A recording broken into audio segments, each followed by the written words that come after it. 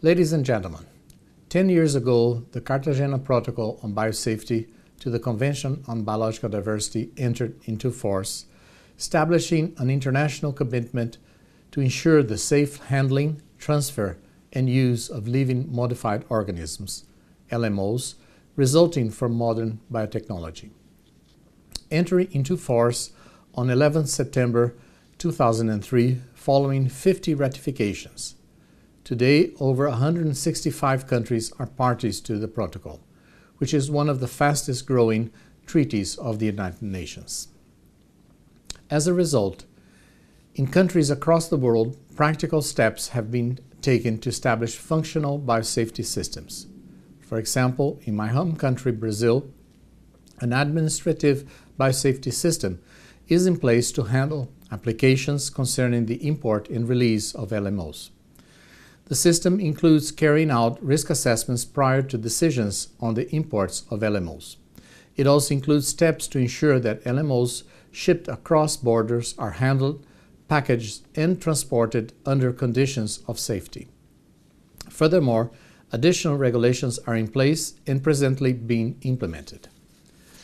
In all, more than 100 countries have now developed or are in process of developing national biosafety regulations and taking other steps necessary to implement the protocol. The Biosafety Clearinghouse is fully operational and helps facilitate the exchange of information on LMOs between contracting parties. Another milestone was achieved in 2010 when parties to the protocol adopted the Nagoya-Kuala Lumpur Supplementary Protocol on Liability and Redress, establishing international rules and procedure on liability and redress for potential damage resulting from the export and import of LMOs. I pay tribute to all parties, to all their governments, and to all stakeholders for their concerted efforts in operationalizing the Cartagena Protocol on Biosafety. As we mark this 10th anniversary, I call on all countries that have not yet done so to ratify the protocol and its supplementary protocol on liability and redress as soon as possible. It also is important to highlight the protocol's contribution to sustainable development and the role it plays to conserving our biodiversity. We have certainly come a long way, but for the protocol to work and to be fully effective, we need a better understanding among all stakeholders on how the protocol works and contributes to sustainable development.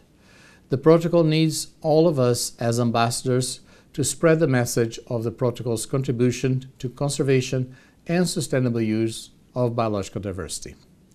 To that end, I urge all countries to help showcase the protocol's success and lessons learned as portrayed in the theme of this anniversary, 10 years of promoting safety in the use of biotechnology. I wish you all a very successful celebration of the 10th anniversary of the entry into force of the Cartagena Protocol on Biosafety.